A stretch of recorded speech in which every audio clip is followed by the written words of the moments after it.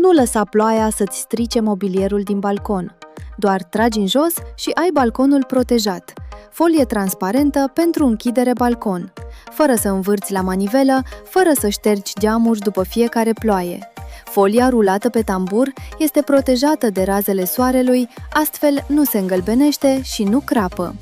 Folia transparentă retractabilă cu arc este realizată din PVC cristal transparent de 0,8 mm grosime, impermeabil și tratat UV. Butonii laterali fixează folia pe toată înălțimea, oferind o închidere aproape ermetică și o rezistență foarte mare la vânt puternic.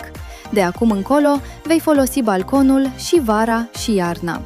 Seara o tragi în jos, iar dimineața o ridici imediat. Gata cu vântul, ploaia sau zăpada.